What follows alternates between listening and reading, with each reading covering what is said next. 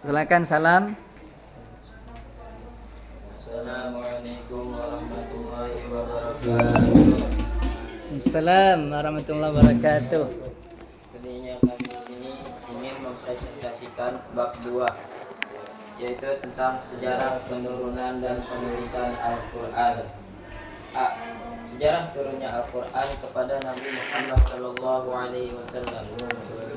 Al-Quran diturunkan kepada Nabi Muhammad SAW adalah secara berangsur-angsur atau secara mutawatir. Pada saat Al-Quran turun, ada kalanya berupa beberapa ayat dari sebuah surat atau sebuah surat yang pendek secara lengkap.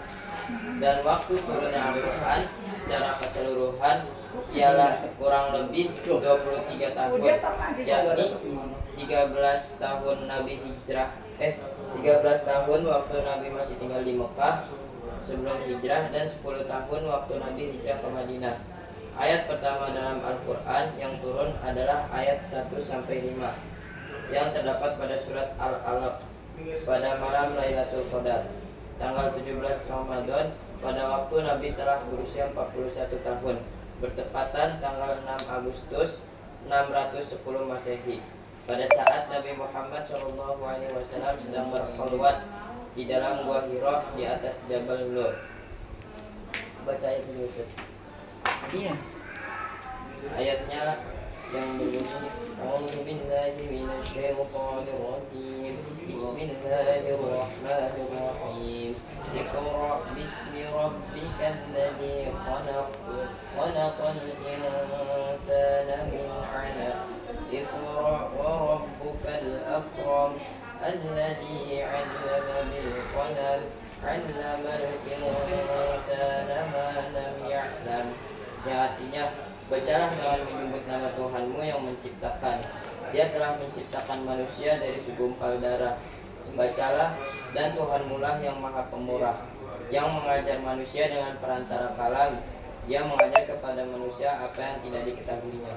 Sedangkan wahyu yang terakhir yang diterima oleh Nabi Muhammad SAW adalah surat Al-Maidah pada waktu Nabi sedang berwukuf di Arafah pada saat melaksanakan haji. Dalam sejarah Islam dikenal dengan Haji Wadha pada tanggal 9 Zulhijjah tahun 10 Hijriah, yaitu ayat Al-yawma akmaltu lakum dinakum wa atmamtu alaikum ni'mati wa raditu lakumul Islam madina. Yang artinya, pada hari ini telah kusempurnakan untuk kamu agamamu dan telah kucukupkan kepadamu nikmatku, dan telah kuridhoi Islam itu jadi agama bagimu.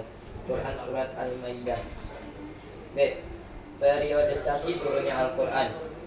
Bila kita baca nama-nama surat dalam Al-Quran, kita akan menjumpai ada yang disebut Makkiyah dan ada yang disebut Madaniyah. Umpamanya sebelum kalimat Bismillahirrahmanirrahim itu ditulis Suratul Baqarah Madinah, surat Al-Baqarah itu Madaniyah, atau surat Yasin Makkiyah, surat Yasin itu Makkiyah.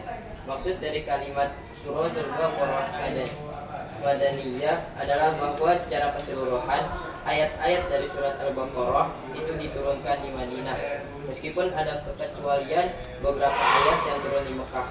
Begitu juga dengan kalimat surat Yasin Makkiyah. Maksudnya secara keseluruhan ayat-ayat dari surat Yasin itu diturun di Mekah.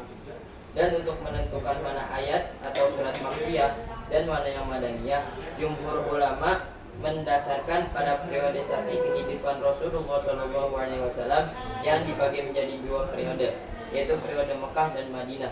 Periode Mekah yaitu masa Nabi bermukim di Mekah sejak beliau diangkat menjadi Rasul, yakni tanggal 17 Ramadan tahun 41 dari milad Nabi sampai dengan hari hijrah Rasul ke Madinah, yaitu awal Rabiul Awal tahun 53 dari milad Nabi. Periode Mekah kurang lebih 12 tahun. Periode Madinah yaitu masa Nabi bermukim di Madinah, yakni dari permulaan hijrah ke Madinah pada awal Rabiul Awal tahun 53 dari milad Nabi sampai dengan menjelang kewafatan Nabi atau tahun 11 Hijriah. Periode Madinah ini kurang lebih selama 10 tahun. Semua ayat Al-Quran yang turun pada periode ini disebut Madaniyah.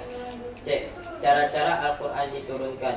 Para ulama ahli tafsir menjelaskan bahwa turunnya Al-Quran berdasarkan dalil ayat Al-Quran dan riwayat hadis sahih melalui 3 tahap, yaitu yang pertama ialah Al-Quran di Lauhul Mahfuz.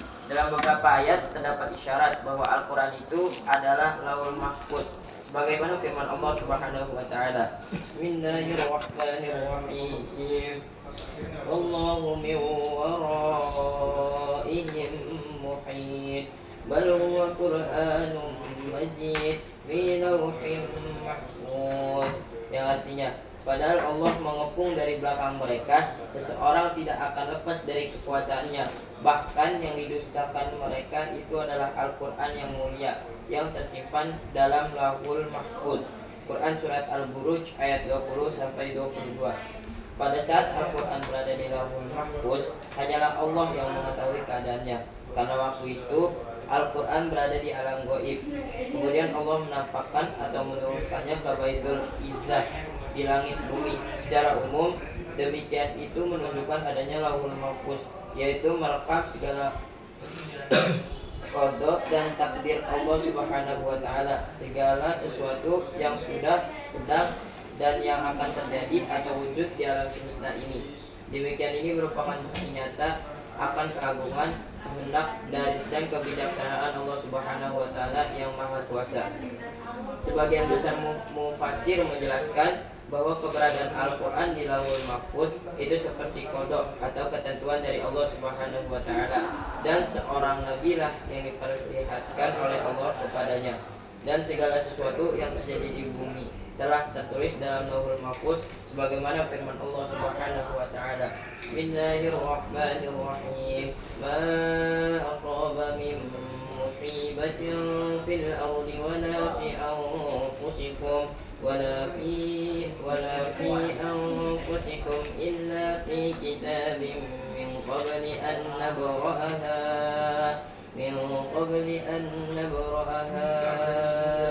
inna dzalika 'ala Allahi yasir. Yang artinya, tiada satu bencana yang menimpa di bumi, tidak pula pada dirinya sendiri, melainkan telah tertulis dalam kitab Lauhul Mahfuz sebelum kami menciptakannya. Sesungguhnya yang demikian itu mudah bagi Allah. Quran Surat Al-Hadid ayat 22. 2. Al-Quran dari Lauhul Mahfuz diturunkan ke langit bumi.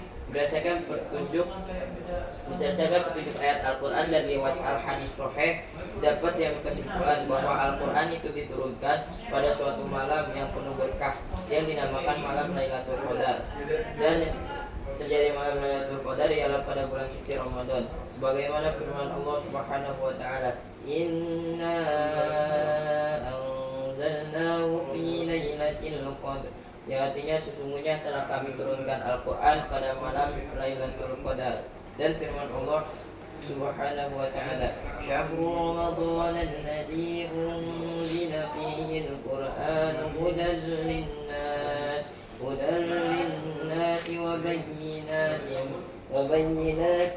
bayyinatin minal huda wal furqan. Yang artinya, beberapa hari yang ditentukan itu ialah bulan Ramadan, bulan yang di dalamnya diturunkan permulaan Al-Quran sebagai petunjuk bagi manusia dan penjelasan mengenai petunjuk dan pembeda antara yang hak dan yang batil. Dan firman Allah Subhanahu wa ta'ala, Inna anzalnahu fi lailatin mubarakatin inna kunna munzirin. Ya, artinya, sesungguhnya telah kami turunkan dia Al-Quran pada satu malam yang penuh berkah. Sesungguhnya kami adalah orang-orang yang memberi peringatan. 3 ayat tersebut telah cukup digunakan sebagai dasar bahwa Al-Quran diturunkan pada malam pada bulan Ramadan yang dinamakan malam Lailatul Qadar yang penuh berkah. Adapun hadis-hadis yang menjelaskan dan mendukung ayat di atas adalah sebagai berikut. An Ibni Abbas radhiyallahu anhuma annahu qala fussilal Qur'anu binadzikri wa wudi'a fi baitil izzah fawudi'a fi baitil izzati minas sama'i dunya faja'ala Jibrilu yunzilu bihin nabiyya, yang artinya riwayat dari Ibnu Abbas radhiyallahu anhu berkata, Al-Quran dipisah dari Az-Zikru ke Baitul Izzah di langit bumi, kemudian malaikat Jibril membawanya kepada Nabi Muhammad SAW. Riwayat Al-Hakim. Dan hadis riwayat Ibnu Abbas, ini Ibnu Abbas radhiyallahu anhuma annahu qala unzilal Qur'anu jumlatan wahidatan ila sama'id dunya wa kana mawaqi'an nujumi wa kana yunziluhu ala usulihi.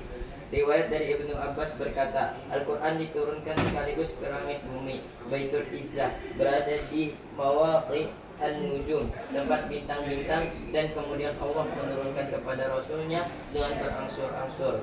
Dan dalam hadis riwayat Imam Bukhari, Ibnu Abbas radhiyallahu anhuma annahu qala unzilal Qur'anu fi lailatul qadri fi syahri ramadhana ila sama'id dunya jumlatan wahidatan thumma unzila munajjaman.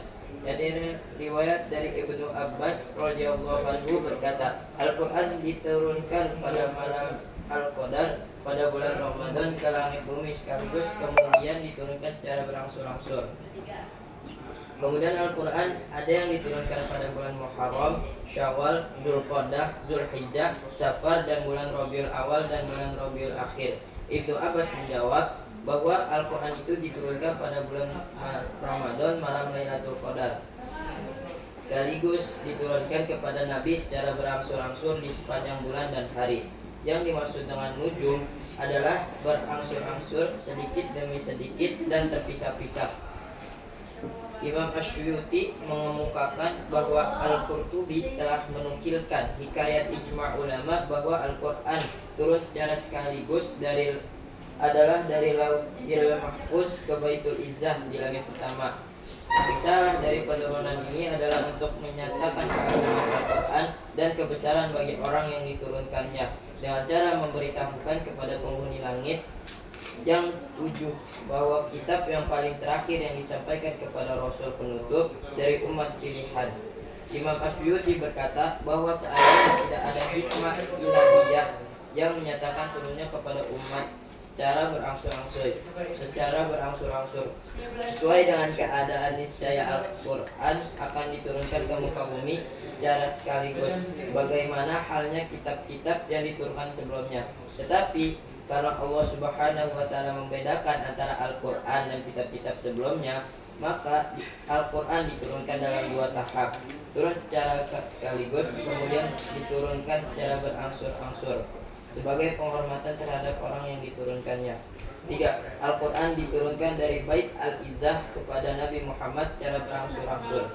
Tahap ketiga atau tahap yang terakhir ialah turun Al-Quran turun dari langit ke bumi kepada hati Nabi Muhammad SAW dengan perantara malaikat Jibril, sekaligus berangsur-angsur selama kurang lebih 23 tahun, seperti firman Allah Subhanahu wa taala, "Wa Qur'anan faraqnahu litaqra'ahu 'alan nasi 'ala muktin wa nazzalnahu tanzilan." Tanzila. Al-Quran ini kami turunkan secara berangsur-angsur supaya kamu bacakan kepada manusia dengan perlahan-lahan, dan kami turunkan dia secara sedikit demi sedikit. Quran surat Al-Isra ayat 106. Dan firman Allah Subhanahu wa taala juga, وَقَالَ الَّذِينَ كَفَرُوا لَوْلَا نُزِّلَ عَلَيْهِ الْقُرْآنُ جُمْلَةً وَاحِدَةً كَذَلِكَ لِنُثَبِّتَ بِهِ فُؤَادَكَ وَرَتَّلْنَاهُ تَرْتِيلًا. Berkata orang-orang kafir, mengapa Al-Quran tidak diturunkan sekaligus saja? Begitulah keadaannya, supaya kami tetapkan hatimu, hai Muhammad sallallahu alaihi wasallam, dengan Al-Quran itu, dan kami bacakan kepadamu dengan lurus dan perlahan-lahan. Quran surat Al-Furqan ayat 32. Dalam sebuah riwayat dijelaskan bahwa orang-orang Yahudi dan orang-orang musyrik mengejek dan mencemooh Nabi Muhammad SAW karena diturunkannya Al-Quran secara terpisah-pisah. Mereka menghendaki agar diturunkannya secara sekaligus. Mereka berkata kepada Nabi Muhammad SAW, "Hai ayah Qasim, mengapa Al-Quran tidak diturunkan sekaligus bagaimana diturunkannya Taurat kepada Musa?" Dari peristiwa itu, maka turunlah ayat tersebut di atas sebagaimana bantahan terhadap mereka. Bantahan tersebut sebagaimana dikemukakan oleh Az-Zarqani mengandung dua pengertian. Yang pertama, bahwa Al-Quran diturunkan kepada Nabi Muhammad SAW secara berangsur-angsur. Dan yang kedua ialah kitab Samawi sebelumnya diturunkan secara sekaligus sebagaimana telah populer di kalangan jumhur ulama, bahkan dapat dikatakan ijma. D. Ayat pertama dan terakhir turun. 1. Ayat dan surat pertama. Seperti diterangkan di atas bahwa Al-Quran itu diturunkan kepada Nabi Muhammad SAW dan surah-surah tidak sekaligus selama 22 tahun 2 bulan dan 22 hari sehingga lepaslah isi Al-Quran.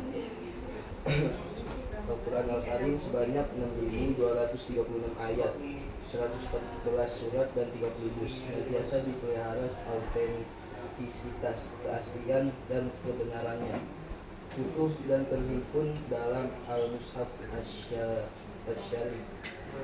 Ayat yang pertama diturunkan kepada Nabi Muhammad SAW ialah ayat 1 sampai dengan 5 dari surat Al-Alaq, yang kemudian dalam mushaf tercantum dalam surat yang ke-96 dari 114 surah yang terdapat dalam Al-Quran. Kelima ayat itu adalah Iqra bismi rabbikal ladzi khalaq, khalaqal insana min 'alaq, Iqra wa rabbukal akram, alladzi 'allama bil qalam, 'allamal insana ma lam ya'lam. Artinya, bacalah dengan menyebut nama Tuhanmu yang menciptakan. Dia telah menciptakan manusia dari segumpal darah. Bacalah, dan Tuhanmu lah yang Maha Pemurah, yang mengajar manusia dengan perantara kalam. Dia mengajarkan kepada manusia yang tidak diketahuinya. Quran surat Al-Alaq, Quran surat 96 ayat 1 sampai 5.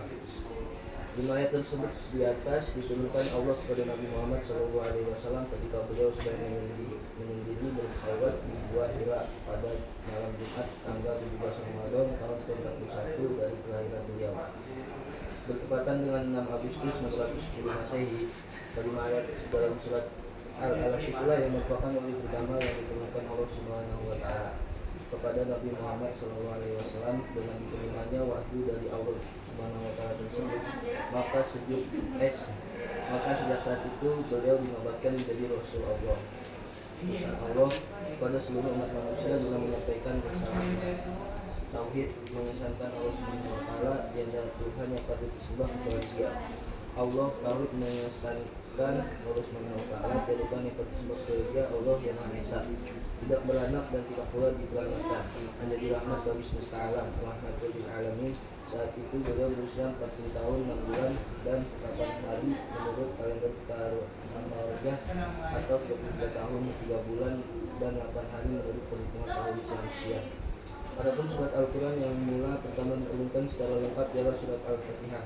Syekh Muhammad Abdul menerangkan bahwa surat Al-Fatihah itu merupakan surat Al-Quran yang pertama yang diturunkan secara utuh satu surat sekaligus sebanyak 7 ayat, dengan alasan A. Surat Al-Fatihah berarti pembukaan, itu posisinya ditempatkan di permulaan Al-Quran. B. Mengingat bahwa mengandungan isi surat Al-Fatihah itu lengkap untuk segala isi Al-Quran sehingga disebut sebagai umul kitab, umul Al-Quran. C. Hal itu ditunjukkan oleh hadis yang diriwayatkan Al-Baihaqi dalam kitab Dalailun Nubuwah. Secara keseluruhan, mengapa ayat-ayat yang ada di dalam surat ini disajikan dalam bentuk yang lengkap dan utuh, tidak seperti Al-Alaq yang diturunkan hanya 5 ayat pertama dari surat itu? Tentu hal ini ada alasannya, yakni keseluruhan isi kandungan ayat-ayat Al-Quran tercakup dalam surat Al-Fatihah. 2. Ayat dan surah yang terakhir. Ulama tafsir pada umumnya berpendapat bahwa ayat Al-Quran yang terakhir diturunkan kepada Nabi Muhammad SAW ialah ayat 3 dalam surat Al-Maidah, yaitu Al-Yawma akmaltu lakum dinakum wa atmamtu alaikum ni'mati wa raditu lakum Islam dinan. Artinya pada hari ini telah kusempurnakan untuk kamu agamamu dan telah kututupkan kepadamu nikmatku dan telah kuridhoi Islam itu jadi agama bagimu.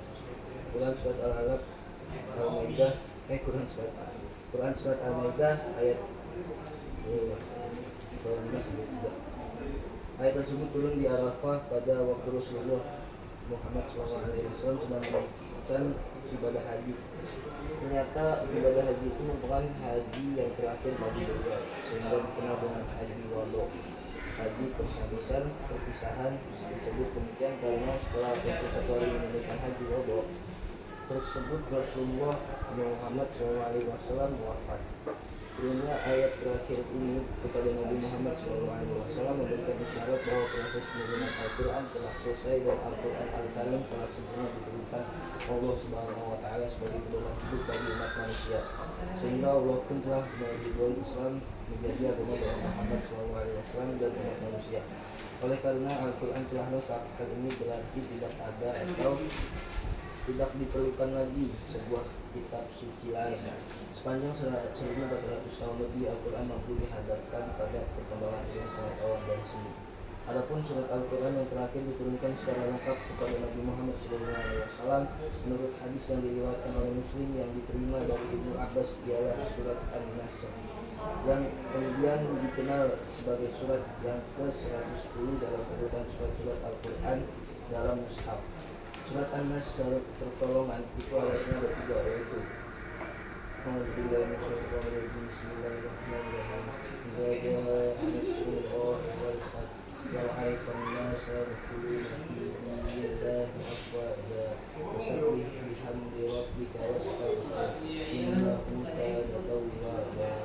Artinya apabila telah datang pertolongan Allah dan kemenangan dan kamu bisa masuk agama Allah dengan berbondong-bondong, maka bertasbihlah dengan memuji Tuhanmu dan memohonlah akan kepadanya.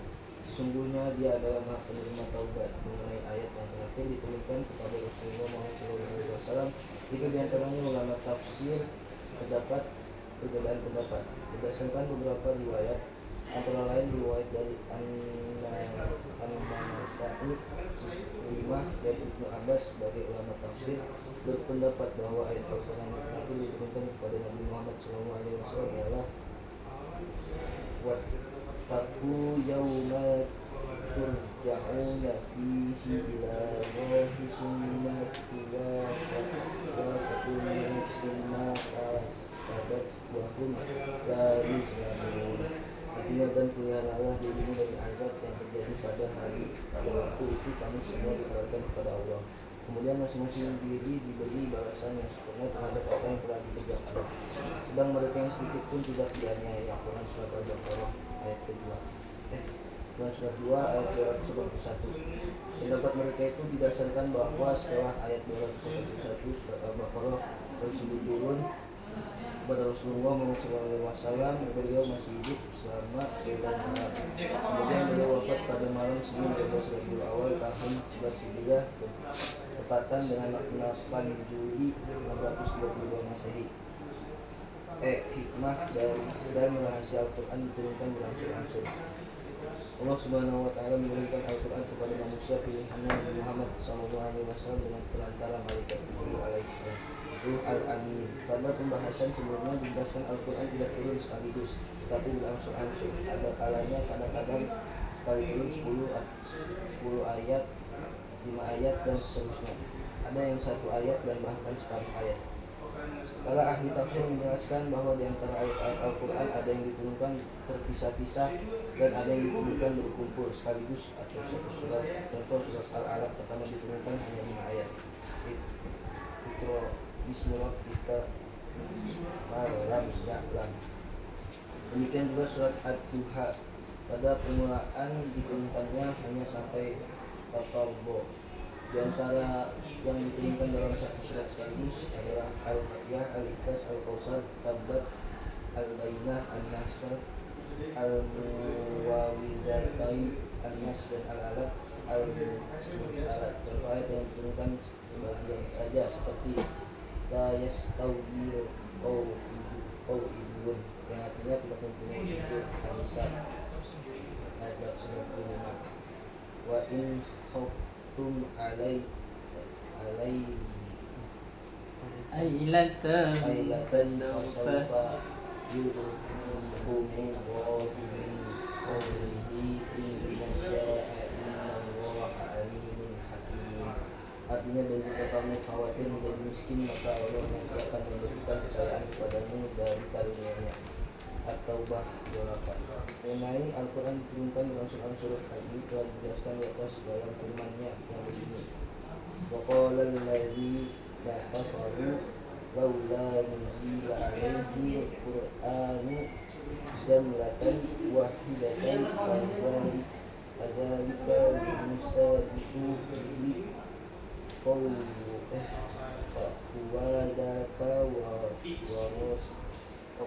warattalna tartilan.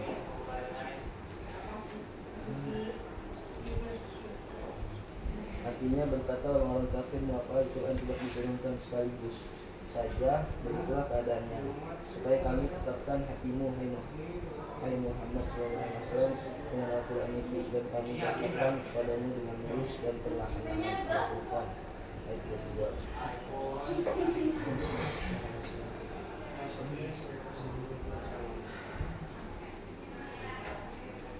Secara rasional, turunnya ayat berdasarkan kebutuhan akan lebih mudah diterima, di mana ayat-ayat turun berangsur-angsur mengiringi peristiwa-peristiwa, menjawab dan menjelaskan. Sebagai contoh, ayat Al-Ahzab turun ketika Aisyah dituduh kafir dengan Sofwan oleh orang-orang munafik.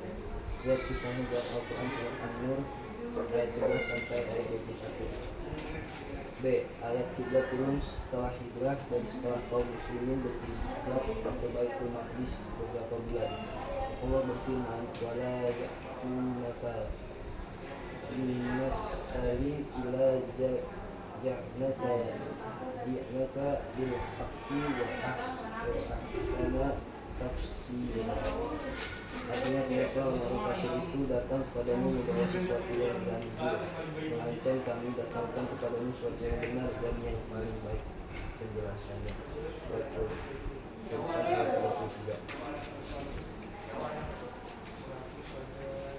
Adapun hikmah diturunkan Al-Quran secara berangsur-angsur ialah: satu, menguatkan dan memulihkan hati Muhammad SAW dalam menghadapi celaan dari orang-orang musyrik. Hal ini telah dikemukakan dalam ayat Al-Quran yang menyangkut pembahasan penunjukan terhadap orang-orang musyrik, yaitu ketika mereka menghancurkan secara sekaligus sebagaimana kitab-kitab Zabur, Injil dan Taurat, yaitu kitab Samariyah terdahulu.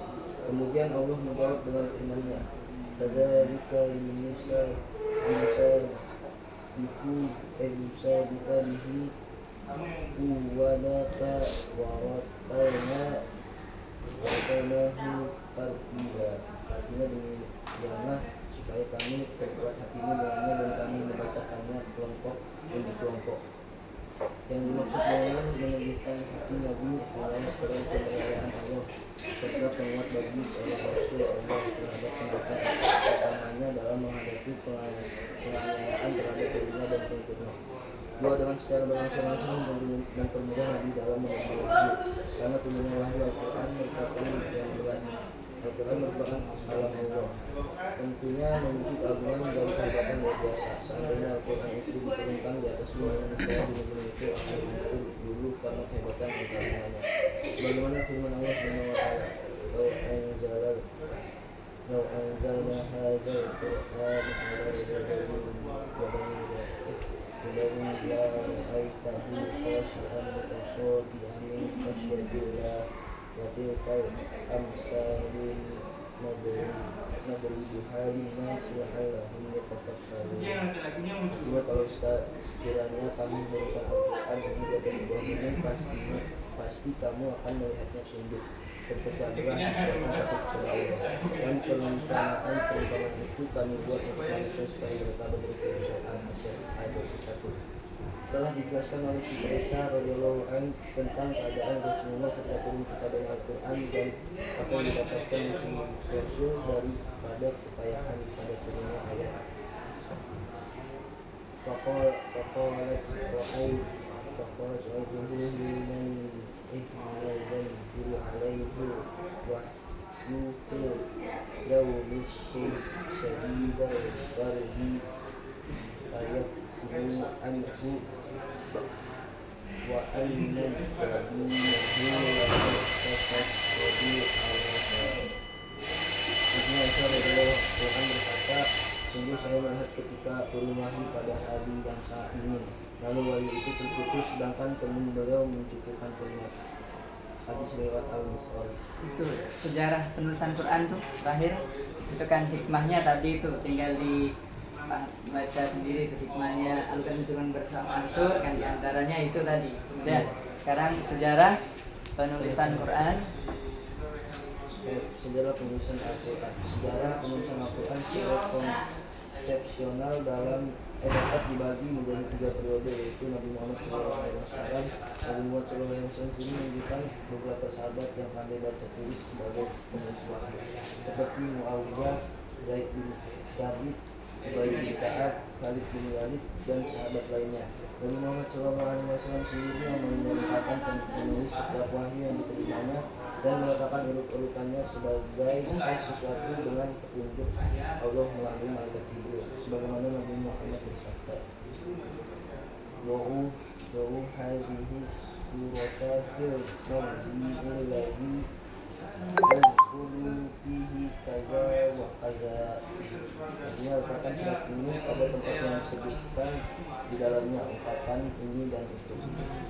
Ayat-ayat Al-Quran saat turun langsung ditulis di hadapan Nabi Muhammad SAW di atas batu, tulang, kulit, binatang, pelepah kurma dan sebagainya. Semuanya lalu disimpan di rumah Nabi Muhammad, namun belum tersusun dalam suatu mushaf Al-Quran. Di samping itu ada para sahabat yang secara pribadi masing-masing yang menulis naskah Al-Quran serta ditunjang oleh hafalan para sahabat yang hafiz Al-Quran yang tidak sedikit membahasnya. Yang tentu semuanya itu menjamin Al-Quran tetap terpelihara secara lengkap. 2. Penulisan Al-Quran pada periode Khalifah pada saat Nabi Muhammad SAW wafat, kemudian Abu Bakar diangkat sebagai khalifah pertama. Ada beberapa suku membayar zakat dan khalifah, dan ada juga beberapa suku keluar dari Islam zakat. 2. Kemungkinan Musailamah. Abu Bakar dengan tegas mengirimkan pasukan di bawah Khalid bin Walid untuk menindas suku-suku yang mendadak dan orang-orang yang murtad. Di Yamanah terjadilah perang yang dahsyat sehingga menimbulkan banyak korban di kalangan Islam, termasuk 70 sahabat yang hafiz Al-Quran terbunuh sebagai syuhada. Karena khawatir kehilangan sebagian Al-Quran dengan wafatnya sebagian para penghafalnya, jadi kemenangan sahabat Umar Ibn Khattab tersebut dalam diskusi panjang dengan Khalifah Abu Bakar radhiyallahu anhu akhirnya diterima. Kemudian Khalifah Abu Bakar radhiyallahu anhu memerintahkan kepada Zaid bin Thabit agar segera menghimpun ayat-ayat Al-Quran dalam satu mushaf atau suhu. Zaid dalam menjalankan tugas berat ini beliau berpegang pada 2 hal, ialah 1. Ayat-ayat Al-Quran ditulis di hadapan Nabi dan disimpan di rumah Nabi Muhammad. 2. Ayat-ayat yang dihafal oleh para sahabat baik hanya menerima ayat Al-Quran. Kalau ada 2 orang saksi yang ayat itu benar-benar ditulis di hadapan Nabi Muhammad dan atas perintahnya, tugas penulisan ini oleh Zaid dapat diselesaikan dengan baik. Mushaf ini kemudian disimpan di rumah Abu Bakar dan disimpan di rumah Umar bin Khattab setelah Abu Bakar wafat. Kemudian oleh Umar bin Khattab diserahkan ke Hafsah adalah istri Nabi yang hafiz Al-Quran yang pandai baca tulis. 3. Penulisan atau penghitungan Al-Quran periode Khalifah Utsman bin Affan pada masa Khalifah Utsman bin Affan. Dijumpai adanya perbedaan dalam bacaan Al-Quran di kalangan umat Islam, dan perbedaan bacaan ini tentu akan mengganggu persatuan dan kesatuan umat Islam. Karena itu sahabat Hudzaifah mengusulkan kepada Khalifah Utsman bin Affan agar menyamakan bacaan Al-Quran Khalifah Utsman dapat menerima Uzaifah dan Khalifah Utsman bin Affan membentuk panitia dan menunjuk 4 orang sahabat yang hafal Al-Quran, yakni Zaid bin Sabit, Zaid bin Al-Hash, Abdullah bin Al-Jubair, Abi Hudair, dan Abdurrahman bin Harith bin Hisham. Dan sebagai ketua adalah Zaid bin Thabit. Panitia penyalin suhu yang disimpan di rumah Hafsah dalam jumlah beberapa buah kemudian dikirimkan ke beberapa daerah Islam dengan mengancam bahwa apabila dimintai suhu yang berbeda dengan musyrik Islam yang penting itu harus dimusnahkan. Dan itu sejarah penulisan Quran di masa Nabi, masa Khalifah Abu Bakar, dan terakhir di masa Khalifah Utsman. Itu bab 2 telah dibacakan, dijelaskan, dipaparkan, presentasikan oleh Abid dan Zikri yang pertama, Abid kedua. Ini waktunya habis, ya, cuman sebelum diakhirin mungkin ini yang mendengarkan tadi ada yang belum paham bisa ditanyakan. Rara, nanya apa gitu Kri? Hah? Enggak.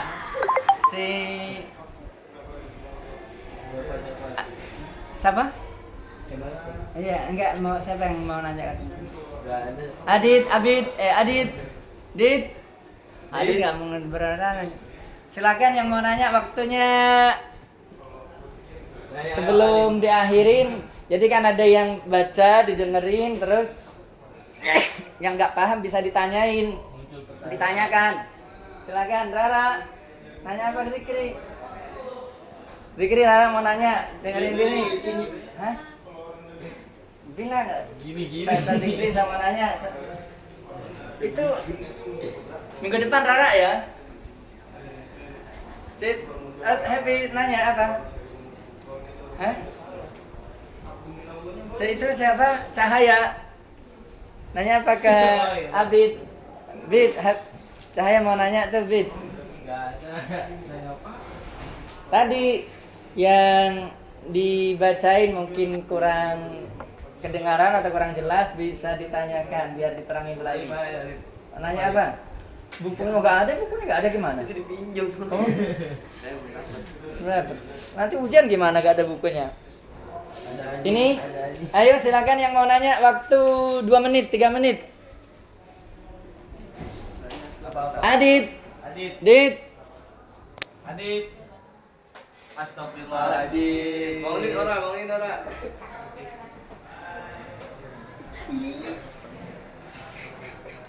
Biar nanya, nanti disorot. Ayo. Ayo Happy nanya. Saya nanya. Gak ada. Najwa. Suruh. Wes suruh ini. Ya udah, itu sama seperti belajar tadi kamu itu. Karena dibaca itu kan sama seperti belajar, nanti nggak usah belajar, ingat. Amin. Udah, kalau gak ada bertanya biar diakhirin sama Adit. Mau nanya apa? Tidur. Itu kalau nanya jangan ke saya, ke yang baca tadi, yang nerangin, yang presentasi. Happy? Tak? Udah gak apa-apa nanya ke Dikri. Hah? Dikri? Rara mau nanya didengerin. Rara mau nanya apa sih Rara lagi? Udah paham? Hebat. Sekali Zikri baca langsung paham, langsung masuk ke hati, melekat di hati, ingat terus. Bagus. Melekat di pikiran. Udah ya, jadi ilmunya kuat, ingat. Amin. Jangan dilupain. Ya Ustaz. Insyaallah. Nih, tadi yang dibaca melekat, jangan sampai lupa. Itu namanya manfaat, biar nanti kas ujian misalnya gak belajar tetap bisa. Udah? Kalau sudah bisa diakhirin. Sekian dari kita berdua. Kurang lebihnya mohon maaf apabila ada salah kata. Wassalamualaikum warahmatullahi wabarakatuh. Waalaikumsalam warahmatullahi wabarakatuh. Terima kasih, barakallahu fikuma walakuma zikri wa abid. Ini bab 2 tadi sudah ya. Nah, tinggal disiapkan. Ini abid, dit, zikri. Ganteng, Haji. Alamak. Ada.